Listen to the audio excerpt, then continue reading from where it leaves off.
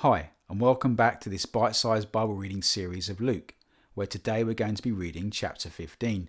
If you missed any other chapters, then don't worry, you can catch up with them on whichever channel you're listening to or watching on, whether that's Instagram, YouTube, Facebook, Spotify, iTunes, or some other podcast channel.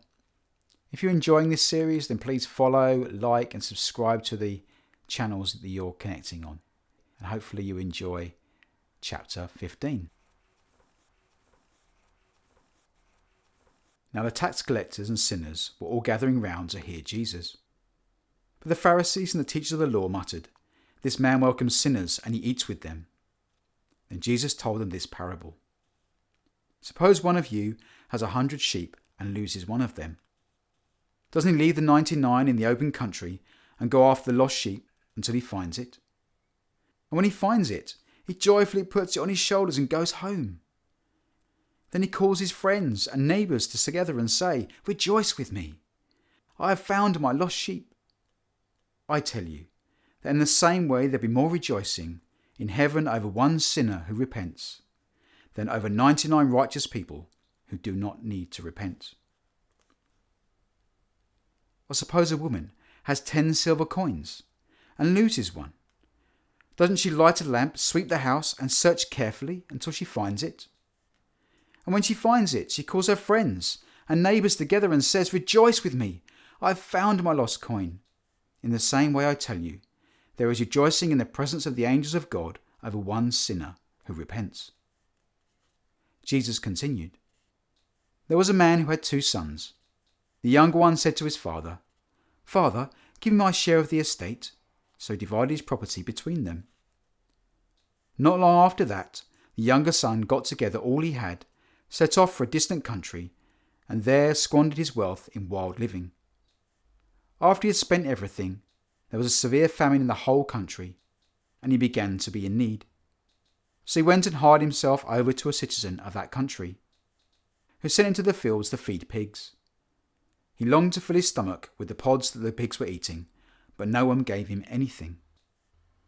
When he came to his senses, he said, 'How many of my father's hired servants have food to spare? And here I am starving to death. I will set out and go back to my father and say to him, Father, I have sinned against heaven and against you. I am no longer worthy to be called your son. Make me one of your hired servants.'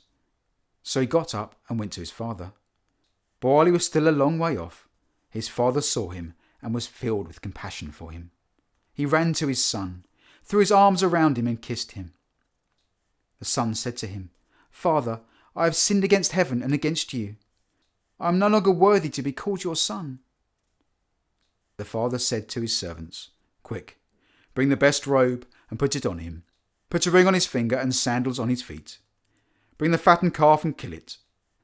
Let's have a feast and celebrate, for this son of mine was dead and is alive again. He was lost and is found.' So they began to celebrate. Meanwhile, the elder son was in the field when he came near the house. He heard music and dancing. So he called one of the servants and asked him what was going on.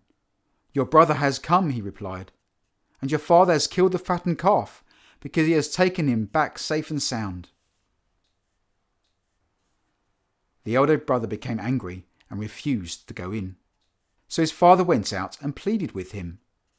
But he answered his father, 'Look, all these years I've been slaving for you and never disobeyed your orders. Yet you never gave me even a young goat so I could celebrate with my friends. But when this son of yours, who has squandered your property with prostitutes, comes home, you killed the fattened calf for him.' 'My son,' the father said, 'you are always with me, and everything I have is yours. But we have to celebrate and be glad, because this brother of yours was dead and is alive again. He was lost and is found.'